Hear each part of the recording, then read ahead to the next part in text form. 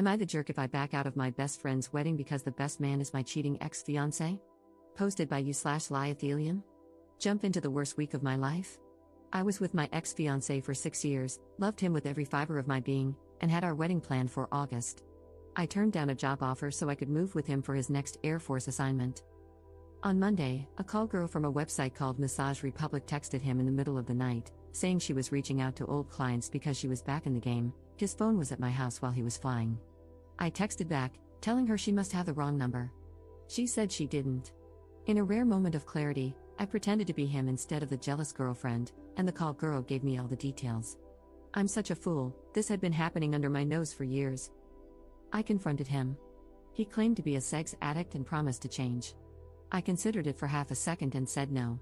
Cue uncontrollable crying, self-doubt, a battery of STD tests, awkward encounters with him, a fight over the ring, and his mom, whom I loved, calling me non-stop, begging me to reconsider, on and on.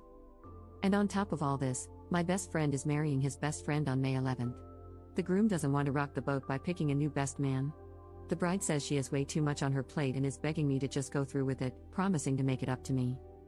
I've never hated a human being as much as I hate him. I can't be in the same room with him, let alone walk arm in arm with him. I understand that the whole wedding doesn't need to fall apart just because I'm upset, but I just want to skip it, spend the day downing the leftover Percocets from my wisdom tooth operation, F as many Tinder dudes as I can find who don't mind that I haven't showered, and burn all his crap. Would I be the jerk if I backed out of the wedding? Edit.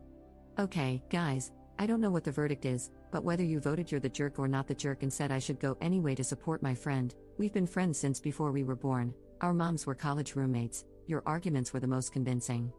I'm going to suck it up, participate, have fun, and make my lock screen image the text from Panama where she said, "Remember, you like tonguing my bumhole?" So when I get sad, I have an instant reminder of who he really is. And then, when it's all over, I'm going to scream myself hoarse and beat the ever-living crap out of my pillows. If I can update a week from now, I will. I still have a lot of reading to do, so thank you all for commenting. Edit 2. Guys, I've had the worst week of my life and have been crying almost non-stop since 3 a.m. last Monday, or Tuesday, or whatever. I need to clear up people calling my best friend the jerk, that just isn't the case at all. I love her as much as I love any person on the planet, and she has my back. But this wedding is now a week away. It's not as simple as kicking me out or asking my ex-fiancé not to come. Everyone is furious with him, but only she, he, and I know the details about the call girls. My ex's parents, grandparents, and everyone else will be at the wedding. He's as close with the groom as I am with her. If they make big changes now, the day becomes about what he did, not about the wedding. It's not my place to demand that the groom change his best man, a week out, no less. Plus, like I said, he knows my ex cheated, but he doesn't know my ex was sleeping with prostitutes. If I bring that up, this whole week will become about that.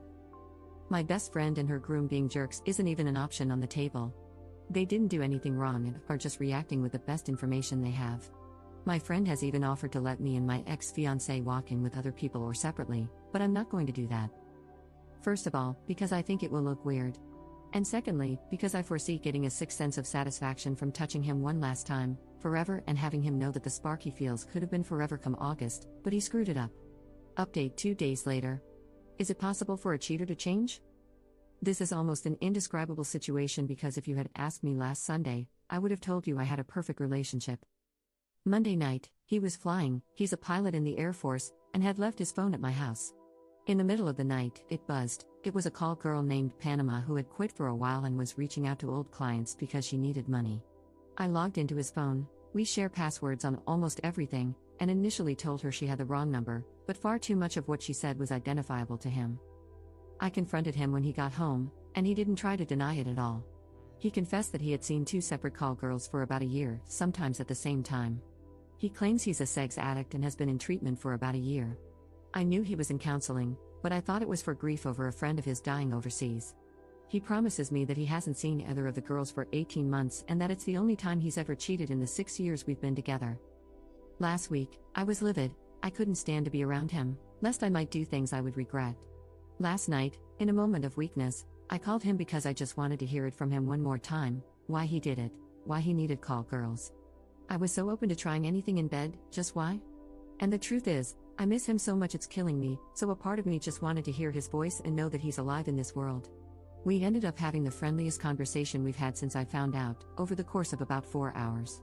The reality is, I still love him. I love everything about him, except the call girls part.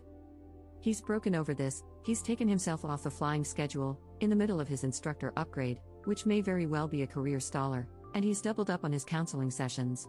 He hasn't lied to me, he hasn't yelled at me, he hasn't blamed me for anything. I guess if there's a right way for a cheater to act, he's doing it. All of this is complicated because we are scheduled to be maid of honor/best man in our respective best friends' wedding this coming Saturday. Both of us agree that we don't want our drama to get in the way of their big day, so while we aren't going together, we are going to put on our happy faces for the 4 minutes we have to be around each other. But I'm worried I'm going to break when I see him tall, glorious, and handsome in his tux. I am so devastated. I don't know what to do. I miss him more than I miss any other person, but I also hate him more than I hate any other person. What in the hell should I do?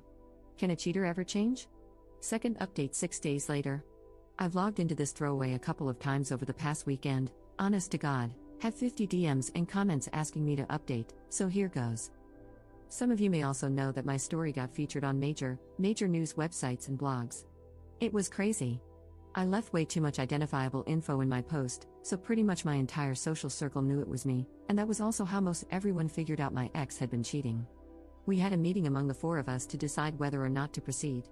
We pretty much agreed that not showing up would cause more drama and whispers than if we did, so we decided to be civil and stay in our respective places. But having to spend that hour or so in the same room with him just filled me with adrenaline and pure rage. That led into the bachelorette party that night, where I got freaking hammered and, honest to God, made out with so many guys while dancing that I can't even count. I also ended up having my first one-night stand ever with a 20-year-old, super cute guy from our university's wrestling team who was so sweet. I'm not proud of doing that, but I'm also not ashamed either because it made me feel desirable, almost like I was going into the wedding day and rehearsal with some parody, like, hey, I can be naughty too. X and I were, of course, paired up at rehearsal, and I hate to admit this, but we had an absolute blast with each other. It wasn't a mistake that we had such a great and fun relationship, we are very compatible. It probably also worked because we were able to put the issue aside and focus on something else. The wedding was very much the same way. We walked arm in arm down the aisle with big, beaming, and genuine smiles because we were there for our friends.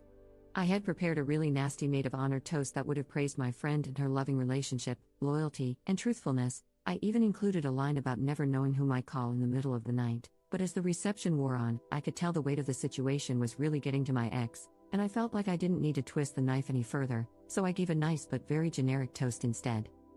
As the night went on, my ex became more and more withdrawn, sitting by himself, either on his phone or with his head in his hands. I didn't want people talking about him, so I asked him to dance with me, which was actually really nice since neither of us said anything. At the end of it, he put his hands around my face like he was going to kiss me, and I would have totally let him, in that moment, but just whispered how sorry he was and walked away. I got distracted, and when I turned around, he had apparently left the reception. I hate myself for it, but I was so sad to see him go. This wedding was literally the last thing we ever had to do with each other. There's no expectation of Game of Thrones Sundays or Bloody Mary brunches with his mom. We won't argue over how bad IPA beer smells or who forgot to put gas in the car. The reality of him just being able to leave without me arguing that I'm not ready to go yet, classic introvert/extrovert pairing here, sunk in, that this is over. Like, over. I went and cried uncontrollably in the hotel kitchen until the bride found me, and we cried together for a good half an hour. At that moment, I knew I had made the right choice by being there for my friend. So that's that. The wedding is over and done with. No real drama, just lots and lots of hurt feelings and a huge broken heart that I'm not sure will ever heal. I wish I could just turn off loving him, but it's not going to happen. Edit. Last word on this, guys, and I really, honestly, just want to say thank you. This sub has been such an amazing place and absolutely coaxed me into the right decision. Thank you so much for the words of encouragement. I will move on. I know I will. Right now, it's so fresh, and I just keep thinking, God, if you hadn't been up that night worrying about work, you never would have seen the text come in, and you'd be ignorant to all of this, and happy. But that's not healthy because wishing to live an uninformed and ignorant life is never what I wanted. Anyway, I'm indulging in self-pity, and I don't want to do that anymore. This has been a crazy ride, and I just want to say thank you. And Fox News, you kinda suck.